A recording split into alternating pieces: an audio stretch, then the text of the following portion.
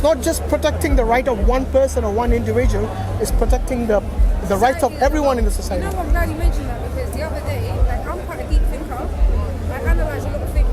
And the other day I was on a train, and I noticed that, like, back in the days, when we used to get on trains or buses and stuff, men would always get up for women and let them sit down. Nowadays, you could be pregnant, you can have a child, a man's not getting up to give you a seat. They just look at you and they carry on sitting there. And I thought to myself, like, it angers me, but I'm not going to say anything. It's the way society has become. But I thought to myself, it's common sense. You don't need to be religious for that. Why has it become like this? And you know why? It's because of this women's rights, and women are equal to men, and women are trying to be like men, that you are now being treated like a man. Feminism. A man doesn't look at you as a woman. He looks at you as like, well, you're just the same as me, so he ain't going to get up and give you the seat. Yeah, unfortunately, feminism has caused a lot of problems.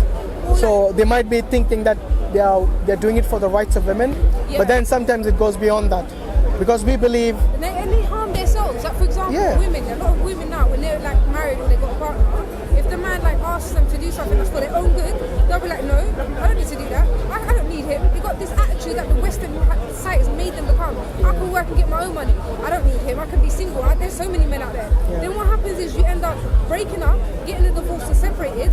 Then you end up from this man to that man, because you're going to want to move on eventually. And obviously the children's lives are ruined as well. Exactly. So you get in a relationship, you end up doing what you do with him. Then he probably can't take responsibility of you and your child. It's not his child anyway. You end up in another relationship, and then you end up public toilet. Then the man that you left, who was trying to help you in the first place, is probably married and starting a new family, and you're just there going around in a circle. Yeah, unfortunately, But you see, this is again something that Islam can solve. I know what you mean. But there's a reason why it's good for you to be married, and it's good for you to have respect for your partner, and it's good for you to carry yourself in a way, in a correct manner as a woman. Because now it's like women want to become men. It's like they've become men. Yeah. Unfortunately, it's not. We believe in equity, because equality is not always the right thing to do. Because there are certain things that are preferable that men can do better, and there are certain things which women can do better than men. They are not equal in that sense. They both have their ways in which they have an advantage over the other. But you see, this is something again goes down to, if you try to fiddle around and play around with what Allah has already made as the right of the men and the women. Allah has already told you, and His Rasul has already told you about this, and then you try to say, no, I know better. And then you try to use your own intellect and your own logic and try to implement it. You'll always find that might seem good at first to you, but in the long run, you'll always realize that is not the best thing, not the best option. So best thing and the best option has always been to obey Allah and to obey the Rasul Sallallahu Alaihi Wasallam, because in that is the peace and the harmony and the justice within those commands of Allah and the Rasul. There's a reason why those things are there. Yeah, absolutely, yes. Sometimes people may not see it. Yes. And unfortunately, it's not until you've lost or damaged, or you've gone so far that you can't come back, that then you see it, and it's too late. Yeah, and this is something Allah has warned us against, that do not make your own desires in a way your God, isn't it? Because when you go by your own whims and desires, it's limited. Because sometimes the person who might have, say for example, your phone, the manufacturer of that phone knows better what is good for that phone and what is not good for that phone. So maybe if it's not waterproof, don't bring it in the rain or put it in underwater or something, because the manufacturer has warned you in the guideline, in the handbook, not to do that. And if you go against that and you say, no, I think I believe in my phone and it's not going to have any problems if I just put it under the sink or something with the running water, then you're taking a risk. Similarly, Allah is our creator. He knows us better than anyone else. Yes? And He told us what is good for us and what is not good for us. So the halal and the haram is already mentioned clearly in the book of Allah. And if you try to go beyond that and say that, no, I know better, then you find out the hard way sometimes, and you realize, maybe too late sometimes, that no, I should have stuck to what I was instructed by the Creator, by my Creator. So once you have made Allah your Lord, your Rabb, then you as a Muslim are commanded to submit. Submit to Allah. Submission is what Islam means.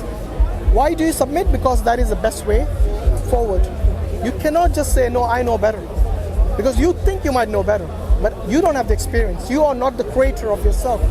Someone created you, and that is your Rabb, your Lord. So you abide by what the Creator tells you rather than your own whims and desire. So alhamdulillah, I mean, scientifically as well, everything that he's done for people, scientifically is backed. There's reasons yes, for why they are why that's not good to do. absolutely yes. So yeah, I mean, alhamdulillah, today in the park there's been so many people, but then many people were discussing about what happened last week. Unfortunately, well, alhamdulillah, I wasn't here, I was busy, had some family commitments. But yeah, many people come to the park and they can't take the heat. They shouldn't be here. If you can't really take the provocation from other people. Yeah, exactly, get out of the kitchen, yeah. If you can't take the provocation, and you'll always be provoked by people in the park, and then you try to get physical with people, then that is something that is a no-no. It's something that has zero tolerance in the park from the beginning, I would say. It's a real shame because it's crept in recently. Yeah, unfortunately, yes. Such a shame. And this message is for both the Muslims and the non-Muslims. We come to the park to give the message of Islam. Yes, people provoke you. Even though you're giving dawah, you got to have sabr. You got to have patience. Yes, who is more important than you, your mother and your father? Yes, the Prophet ﷺ, yes. Many times the Prophet ﷺ gets insulted here.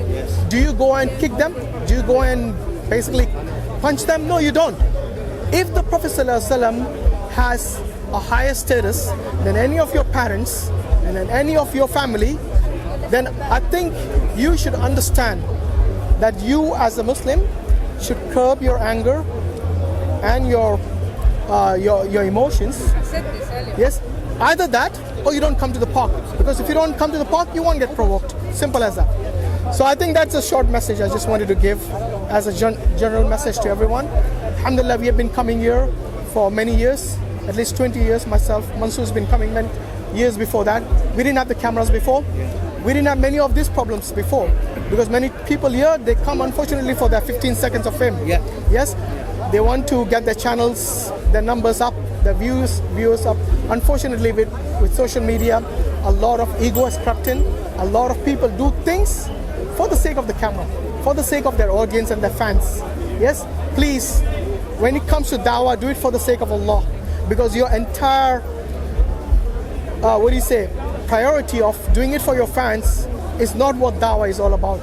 That is something should be the last on your mind. Your first priority should be for the sake of Allah and His Rasul, whether they're camera or not. You do it in the right way, because people will judge you based on your, based on your actions. Yes, many times the debate is not what convinces a non-Muslim to take shahada. It is your manners and your attitude and your behavior. Yes, and this is something the Prophet ﷺ and many of the ulamas have emphasized upon. It is very important. So inshallah, Allah give everyone the hidayah, myself first, and every one of us to represent ourselves in the best way possible, inshallah. Jazak Allah Khairan. Assalamu alaikum wa rahmatullahi wa barakatuh.